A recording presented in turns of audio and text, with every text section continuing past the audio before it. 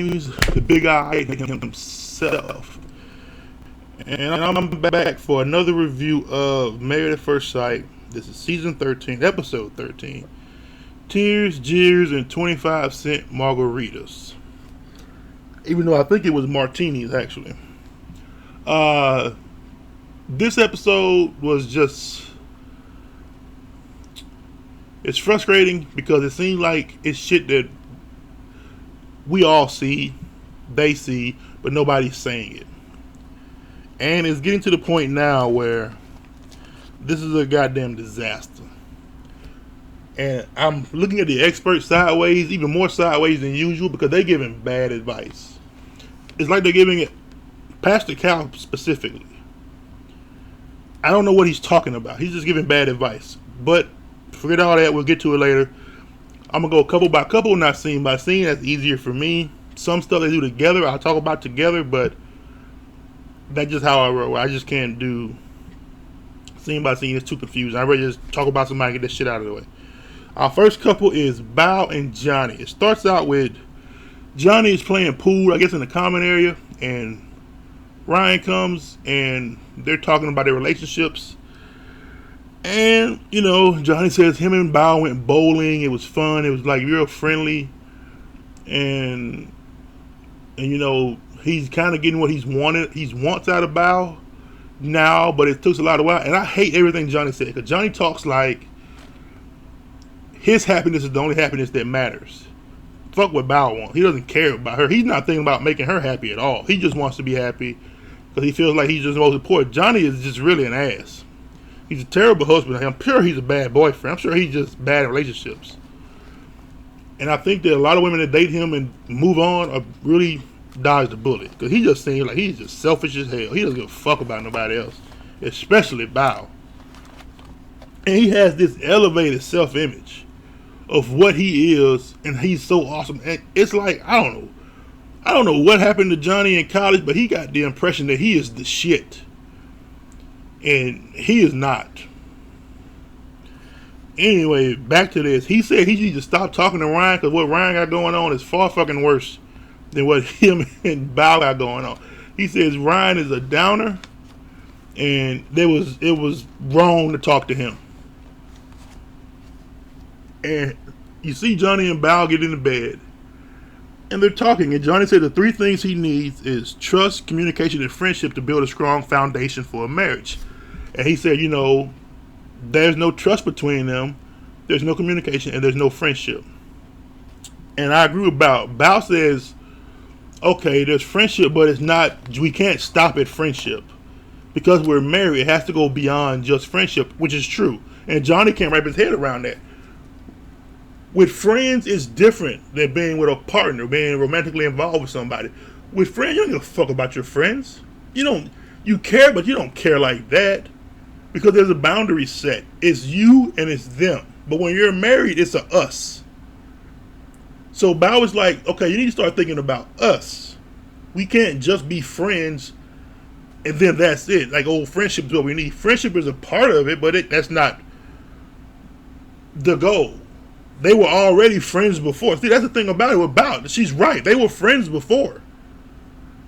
We're past the friend, like, we've done the friends thing. Johnny doesn't recognize it as them being friends already, because they already knew each other. They knew each other in college. They were cool then.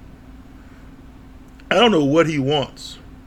He tells her he doesn't feel anything. You know, sex is nothing, and they're just going through the motion. He wants sex off the tables, which was crazy as fuck to me. Because even he's like, I don't feel anything. I'm still going to have sex. Even if I'm not feeling the connection, you can still have sex. Which is what he's been doing, but now he's like, he doesn't want to do that anymore. And it's just, I don't get Johnny at all. I don't get him in the slightest. And he's just irritating now. Now he's just annoying, and he's getting on my fucking nerves. He talks to Dr. Pepper later, and Dr. Pace, the first thing he said is that he feels like Bao is making him into someone he doesn't want to be. And I think all Bao is doing is revealing who Johnny actually is. He thinks he's this great guy, and Bao is exposing to him that he is not. He's an asshole. and he's mean, and he's selfish. He doesn't think of anyone else. He never thought of it like that way, and Bao is kind of pulling it out and putting it up front. And this is how you think, and this is what you are. You're a fuckhead.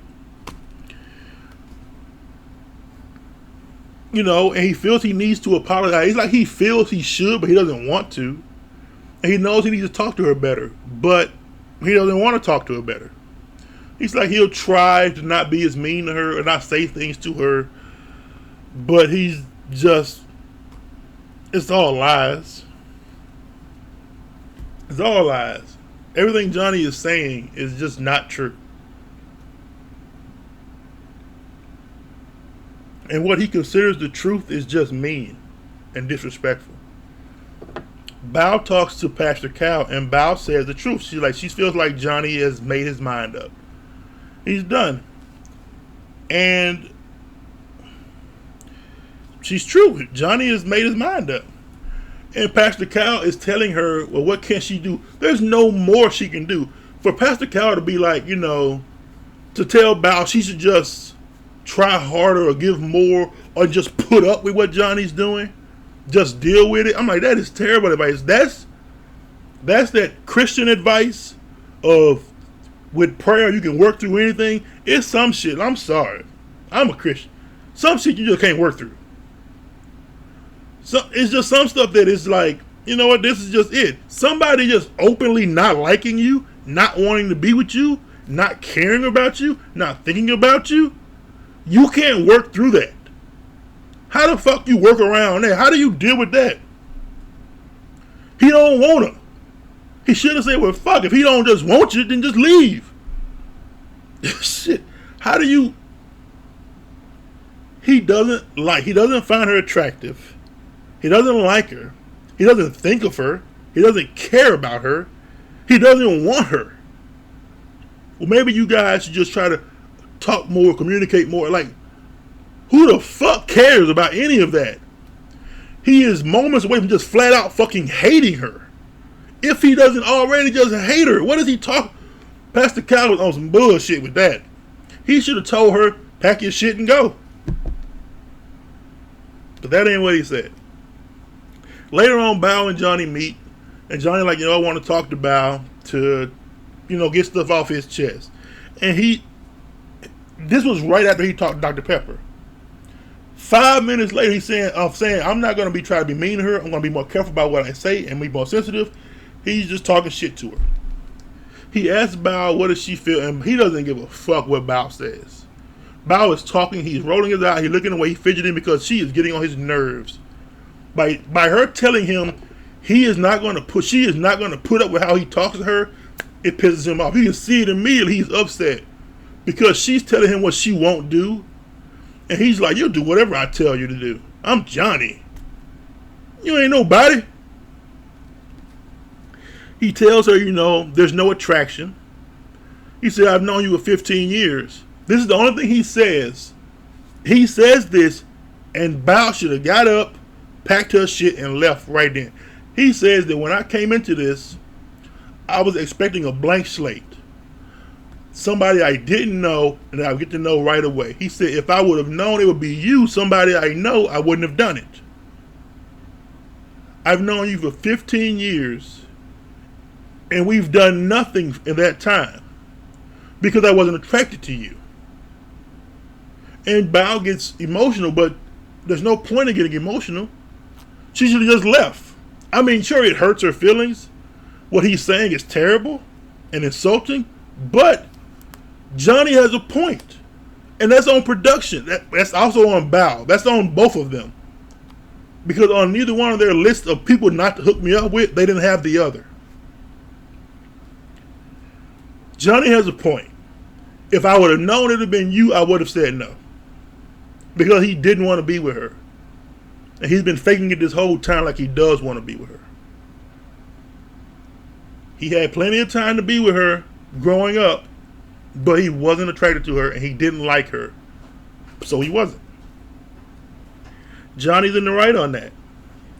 Now, how he expresses it is fucked up. He shouldn't have done that. And I don't understand why Bao is putting up with what she's putting up with.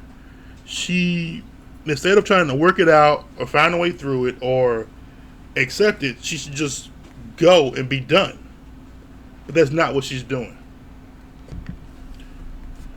And people giving her the advice of just staying there, that's bad advice. Why just stay and be abused? That was stupid.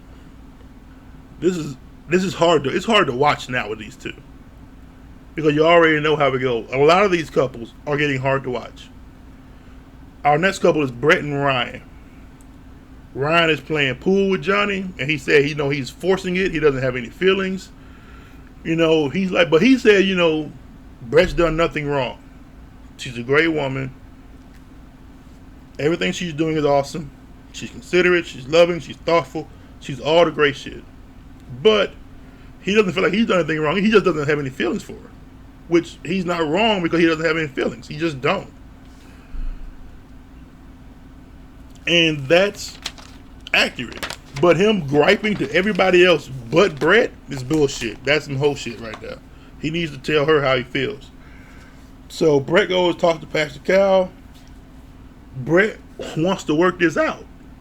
Because Brett likes Ryan. She really does. She's attracted to him. She enjoys his company. She likes talking to him when he does talk to her. But she feels like he's stopped trying. And Pastor Cal tells her to, ask him hard questions like, when did you give up? When did you know you were done with this relationship? And she said, I'm going to ask her. But Brett is aware that Ryan doesn't give a fuck. And she's just not doing anything about it. You see, Ryan talked to Dr. Pepper, and he is like, we don't communicate, we don't do anything together, they're not learning anything about each other, which Dr. Pepper said, you guys don't even know each other, because you don't talk to each other. He doesn't know what she likes, don't like, he doesn't know anything about her, and she doesn't know anything about him. They're still strangers. They've made no effort to get to know each other any better. And that's on Ryan, because Brett is trying, but when she asks him stuff, he doesn't answer, he just blows it off, and he's just not really, he just doesn't want to talk about it, which is fucking, how do you grow from that? But he says he's going to put in more effort, because it seems like he knows that he is aware that he's not trying, so he knows he's not giving Brett a fair shot. So he's like, I'm going to try more. I don't think he is. I really don't. They meet back up, and he tells Brett, Ryan tells Brett, they meet up somewhere, I can't remember, after talking to Pastor Cal, Dr. Pepper, he tells her that he's going to put in more effort, he's going to try to communicate better, because he knows that that's what he's lacking in. Brett can't do anything. Brett is trying to do everything, but she can't do anything if Ryan isn't participating. If he's just blowing it off and ignoring it, what the fuck can she do? Nothing. And Ryan asked her, did Pastor Cal tell you anything? And he told her to ask him these questions, and she's like, no. Because she doesn't want to bring up the fact that she thinks Ryan has given up. With Ryan now saying, because Ryan talked first, and what he said gave her hope, and what she was going to say would have killed shit. So she said, I ain't gonna ask nothing, because she still wants it to work, because she does like Ryan. And if Ryan is like, I'm gonna do better, she's like, I'm gonna give better a shot. I think that was a mistake. I think she should have asked him, when did you give up? Because he's given up, and she can see he's given up. That was a bad move on Brett's part. They're not going to work at all, and I think it's going to get to the point now where Brett, who's just been going along, I think she's going to start fighting back, because she's kind of bitter tongue, stayed back, just waited to see what Ryan wants to do, and he keeps fumbling. He keeps fucking up. He keeps not doing anything. And in a minute, she's going to start doing something. And I don't think Ryan's going to like that at all when Brett comes for him. Well, it might be what they need to do. Just get this shit out of the way, because it's done. There's no point in even lying about it anymore. Our next couple is Myrla and Gil. It starts out with Pastor Cal. Gil was talking to Pastor Cal, and he's like, it's going great. He got his kiss. You know, he says Myrla is very loving, very caring, very open and honest. They don't bite their tongues. Whatever he has to say, he said. Whatever she has to say, she says. They're open, they're honest. They hold nothing back from each other, and that's what's helping them develop and grow and bond. Neither one is keeping secrets, and neither one is hiding anything. His feelings are known, and her feelings are known. And Pastor Cal asked him, is there anything that's, could derail all this? And he says, yeah, the negativity. He's like, the negativity is a big problem, because when she's being negative, when she's being down, it pulls him down, and he doesn't want to be down. And that's a problem for him, because it seems like she's always trying to drag him down.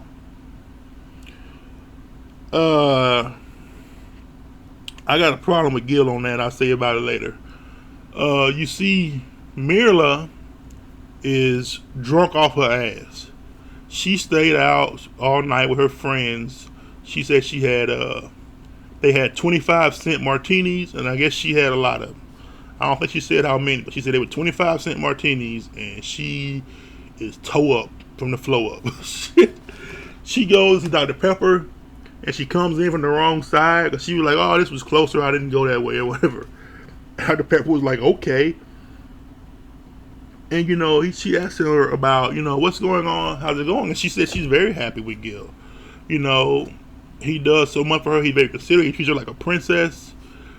And it's just wonderful. And she says, is there any concern? And she said she's concerned that, she wants to know what he needs. What does he want from her? She wants to make him happy, like he's making her happy, which is wonderful. That's a good thing to have in a marriage. Like, he's making me happy, I need to know how to make him happy. That's actually a very good thought process that more of these people need to fucking have. And Dr. Pepper tells her, you can be very critical. Because she was like, yeah, I can be. Myrla was drunk. I love intoxicated Myrla. She was so exuberant. She was so wonderful. She was talking. She was very open. And she was just having a good time. Like, she says she's an introvert, but she's not introverted when she's got a lot of liquor in her. She's not at all. She's the life of the party when she's drunk. She's like, he makes her happy.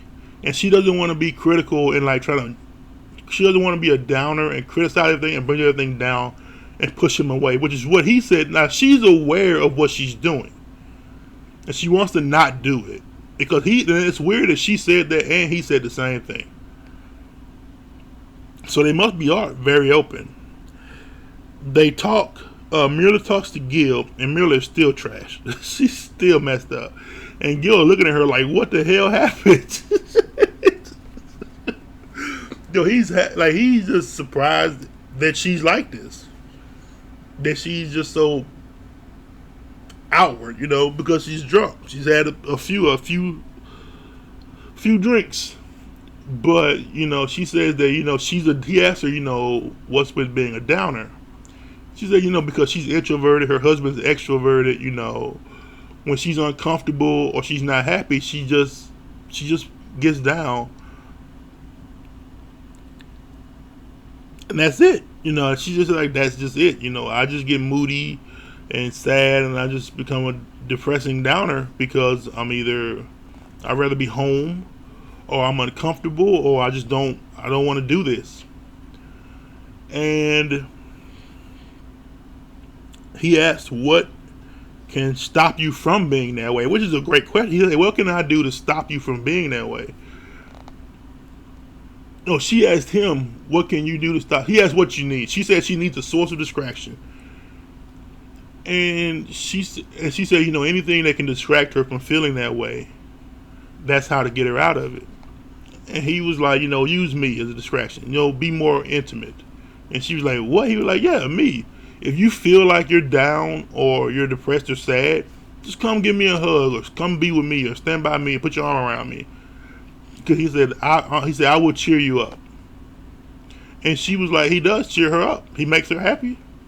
So he was like, if you're feeling down and I'm around, come to me. He said he wants her to be aware of what she's doing because she pulls not just the mood down for him, but for people around her too. Be more considerate of the people around you and the situation and the environment, because you're pulling everybody down. Everybody was happy, then you get sad and you're making everybody else sad. You're like, I'd rather you just come to me, let me know you're not feeling that well, or you're not doing good, or you're sad, and he said, I will cheer you up and I will get happy. I will make you happy. Which is wonderful, because, you know, that's his wife. And it's good for him that he is saying that I will shut all this other shit out and focus on you to cheer you up. I like that. That's cool. Next couple is easy because they weren't really even in the episode. It was Rachel and Jose. Jose was just talking to Dr. Pepper, and he was just saying a bunch of random shit that didn't matter. You know, he loves to talk about nothing as a distraction from what he has going on and what's really happening. And I think that's a disservice to him and everybody around him, because he's just making shit up. And he said he feels bad about what happened with him and Rachel. He feels bad about what's going on at the house. He said everything was good for a while, but they had a pretty chaotic 3 days. And they did. He said it was like 3 days of just craziness. And he wants to know what to do about that, because he doesn't know how to. He said he feels like trust was lost, and Rachel, when she talks, she says trust was lost. She doesn't trust him anymore, and he feels that, and he's trying to be less controlling. And Dr. Pepper says, well, I feel like you are controlling, which seemed like it hurt, but there's no way he doesn't think he's controlling. His family says it. His wife says it. His friends say it. He should be able to look around himself and see how controlling it is of his own actions. He refused to apologize for what he did, or he doesn't want to genuine. It would be easier if he just told the truth. If he told the truth, like, I locked you out on purpose. I did it because I was hurt. I was in my feelings and I overreacted. He could get a lot of trust back, but he doesn't want to do that. He keeps saying it was an accident. It wasn't an accident, dude. You did it on purpose. And trust is gone. You see Rachel's talking to Pastor Cal, and she's like, I don't trust him. She just said it. She was like, you know, and Pastor Cal with bad advice saying, well, you're going to have other arguments. This can't be the only one. Because she stood around like, he's not going to talk to me like that. He's not going to. That man called her all kind of motherfuckers. Told her to get out, called out her name, just like threw a goddamn ring at her. No. Some shit you can't work through. Some shit you just can't tough it out. No. Don't work like that. Like, this is some deal breaking shit. And Pastor Cal be like, this whole work it out, you'll get through it, or you'll have other arguments. This was beyond an argument. This wasn't even an argument. They weren't arguing over anything. He was just berating her. If it was an argument, that would be better. It's the same thing with Bao and Johnny. If they were arguing, sure. They weren't arguing. It's just one person yelling at the other person over nothing. That's not an argument. That's not an argument. That's just me cussing you the fuck out. That can't end good. How do you work through that? Just get cussed out over and over again? And Rachel said, hey, no, won't happen to me again. One more time and I'm out. And Jose said, you know, he feels like the thing he doesn't like about Rachel is that she seems quick to give up. When something does come up, she's like, I'm out of here. I'll be gone. This is it. Like, just here, I'm done. She's very quick to just quit on it. To just say, I'm fucking done. In Rachel's defense, Jose is giving her a situation where the best thing for her to do is just quit. Now, she can't be using I'm leaving as a weapon to threaten him and try to force his hand. She's wrong for that. If you're gonna leave, leave. But don't try to use me leaving as a weapon to like try to get you to acquiesce to my demands. That's wrong. But she says, like, if he does that to me again, I'm done. And I don't even believe that's true. But it could be. But they're not gonna work out at all because Jose is like he's like boiling. Shit. And I don't know what's gonna happen. Like, Rachel has quit and Jose is about to explode. That's how I see it. When they talked together, she told him, like, she feels like he's vindictive and controlling and angry. And he's like, well, I'm going to work on that. But he doesn't like to be threatened. That's cool. They were irrelevant. They were barely in the episode. Not much happened. They're done. Our next couple is Michaela and Zach. Michaela is talking to Pastor Cal. And he asked her what's going on. She said, does she know why they were mad? She's like, yeah, they're this, that, and the other. She said what she wants to know is what is Zach's ideal picture of a marriage? Because she doesn't know that. She doesn't know what he envisioned marriage to be. But she does know that she ain't it.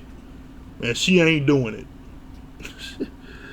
And which is a good question. And she doesn't know what to give him, what to do, because she says she wants him to be happy. But she doesn't want to feel like she's responsible for his happiness, which is right and wrong. Pastor Cal tells her this, and he is right on this. Yes, he is responsible for his own happiness, but you should play a part in it. Because she was like, I want him to be happy, and then I'm gonna make myself happy, and we'll be two happy people together. She doesn't want to be a source of happiness for him. You're his wife. He should be happy with his wife. She should be able to contribute to that happiness. That can be a hard concept to grasp. Just like he should contribute to her happiness. She doesn't see it that way. She's like, no, he should make himself happy. He's a grown man. I'm not responsible for him. Yes, you are. Because you're married. Y'all got this whole thing going on. Whether he's happy, sad, hungry, or dirty, you should do something about that, play a role, a part of something in there. That's what the old vows are for. I don't know where she got that from, that we're just two separate people responsible for ourselves, but we live together. Like, I don't know. That just seems crazy to me. You see Zach talking to Dr. Pepper. And he says he's leaning towards saying no. He's not leaning. He's all the way. He's sitting on that hell. He's sitting on that no. That hell no for divorce day hard. He got a chair and just plant it like it's Black Friday on that goddamn hell no on divorce day. He don't want to be married to her. He wants to keep sleeping with her. He don't want to be married to her. And he says, he feels like he's a perfectionist. He wants everything done a certain way. He wants it exactly like this, done like this. And he starts crying again because he feels like he's putting that on her, that he wants her to be perfect. And she's not being perfect. And it's kind of pissing him off, making him upset because he wants things to be exactly how he imagined it in his head, and it's not going that way. That's horseshit. That was just that I didn't buy none of that shit he was saying. It was all a lie. All of it. He doesn't listen to her. He doesn't care about her. It's like he gave up a long time ago. And Michaela knows it. She knows that Zach Ben gave up. He's done. They meet, and she asks him, like, what do you envision in a marriage? And Zach said, what his idea of a marriage is like him and his wife and the kids in the kitchen, singing, cooking, dancing, doing all of this, very happy, everything's going great. And he asked her, what does she see? And she said she sees someone that she's a partner with. They have, they're both driven. They have goals. What else she said? She sees marriage more as a partnership to accomplish to accomplish things, to get them to from one spot to another. So he has a very, I guess, Disney viewpoint of marriage, or daytime TV, or whatever the fuck it is, of marriage, and she has a very power couple view of marriage. You know, she said that, like, you know, we can be romantic, but, you know, I want us to have a goal that we both strive to, that we both share, and we're both trying to get to and achieve. She's not looking at it like we're gonna be together, like I'm doing me, you're doing you, and we're working and we're gonna each try to push each other to get to a certain point in life. This was never gonna work. That should have came up on the damn application for the pre-approval shit. That should have came up that this is what he's looking for in marriage, this is what she's looking for. That's never gonna work. If he wants Disney and she wants power couple, that ain't gonna happen at all. That's why she's confused. Like, his idea of a marriage is the dumbest shit she's ever heard. And her idea is the most cold-blooded shit he's ever heard. He wants lovey-dovey. She wants focus and drive.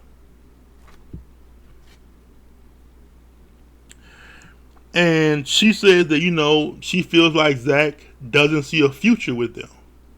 Like, he doesn't see, she says, I feel from you that you don't see us going anywhere. And he's like, well, you know, not right now, but maybe later. Like, you don't. This fucking dumb. Later on, everybody goes to play volleyball. They have a great time. They break off. Everybody's talking to each other about their marriages, about what they think. Bao feels like Johnny is done. Oh, and Bao showed up in a cheerleader's outfit because she wasn't playing. And I think Michaela stopped playing too to cheer with Bao. And Johnny was feeling that cheerleader's outfit. Shit. He was feeling that. He liked that about Bao. And after the volleyball game, you see Michaela and Zach is in the apartment. Zach is a piece of shit for this. Michaela asked him, if decision day was today, what would you say? He said he would say no if it was today. But he doesn't know what he'll say on decision day. He asked her, if decision day was today, what would you say? She was like, I don't know. She says no. On decision day, I don't know. But right now it's no. With that being the case, Michaela is like, I don't want to sleep in the same bed with you. Because we both said no. We both said no. If decision day was today, we both said no. We're not in a good place. Zach is throwing a hissy fit. That's all it can be called. Because he's like, no, I want to sleep in the same bed with you because we're married. And that basically what Zach is saying is that I'm going to say no decision day, but I want to keep sleeping with you until then. I want to keep having sex until I tell you kick rocks. And Michaela is like, no. You're going to sleep in one room and I'll be in the other room until we get to a better spot because we're not in a good spot right now. Because we're both saying no. She is absolutely right for that. And Zach is getting frustrated because he knows. It's like he started using the person cam to try to shame her or call her out, but she was dead ass right. She was like, no, you're not going to just keep fucking me and then tell me you don't want to be with me. No. So he gets pissed. And he stops filming because Michaela is right. And Michaela's like, no, I'll get my own diary cam and I'll film it. I'm saying we're going to sleep in separate rooms because you're going to say no and I'm saying no. And Zach's like, well, we don't know what'll happen come decision day. It might change. It might. But right now it's no. So right now we're not going to sleep in the same bed together. That makes sense to me. It didn't make sense to Zach. So Zach says, you know what? If I can't sleep in the bed with you, then I'm going to go home. Sleep in my own bed. So he leaves again. And Michaela, he says, you know, Michaela tells him, he tells his brothers what happened, which is Zach Lies his ass off. He lies through his fucking teeth to his brothers to try to paint Michaela as looking bad. Michaela says, you know what, if you're going to just leave, which isn't what she wanted, she said, you just sleep in the other room, in the other bed. I'm going to just leave. She said, I'm just going to pack up all my shit and just go. Which is fair for her because Zach keeps leaving. I don't know what he thought the optics were, but if somebody says, I'm not going to have sex with you, and your first response is, well, I'm just going to get up and leave, to do what? To go fuck somebody else. That's the optics. Am I wrong? Tell me if I'm wrong. If I can't sleep with you, fine. I'll go sleep with somebody else. That's exactly what that looks like. That's what it sounds like. I don't see how he did. So he lies to his brothers about Michaela doing all this. Zach was in the 100% wrong in this. And Michaela had a point. That's why Zach stopped filming. That's why he cut his diary cam off. Michaela had a point. Michaela made more sense. Michaela was in the right. You not finna just keep having sex with me. And you don't want me. No. You don't see us going anywhere. You don't see this leading anything. You don't see us being married. You're not finna just keep hitting this, man. Because I can bet you, if Zach would have said, I'm not going to touch you, we're not going to have sex, I just want to be in the bed with you, Michaela probably would have been okay with that. But he wasn't going to say that because that wasn't true. He did want to sleep with her. And she was like, no, you got to go in the other room, get in the other bed.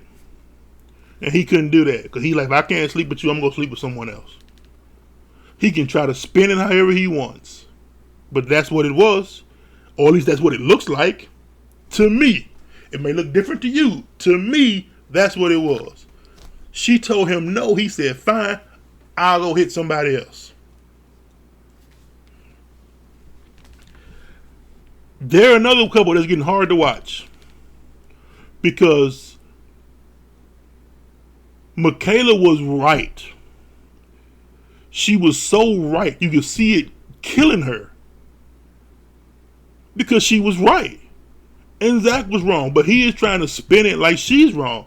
She wasn't wrong. Not in this. In my opinion, she wasn't wrong at all with this. They showed in the previews that Zach is still fucking with her head. And she goes the hell off. Ooh, that preview looked bad. But it's understandable. Because you don't want her. Why are you still fucking with her?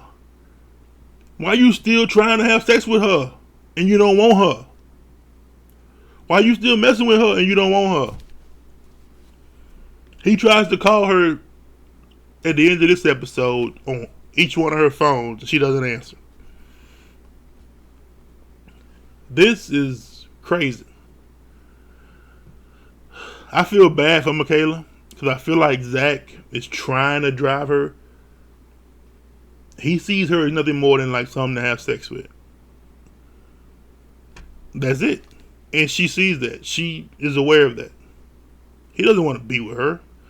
That's done. It's done. But he keeps lying about it and playing it off so he can keep having sex with her. Because as he said in the honeymoon, he said every time, the sex is apparently great. Okay, let's put that thing on him. He can't get enough of it. And when she told him, like, that's it, he couldn't handle it. I don't know what's going on with these men in this season. Just leaving all the fucking time. Once you're married, that's not even an option. You have a house. Where are you going to go? There is no other house. There is no other apartment. There is no going back to my place. This is our place. There's nowhere else to go. You see Jose hasn't done that. And you see Gil hasn't done that.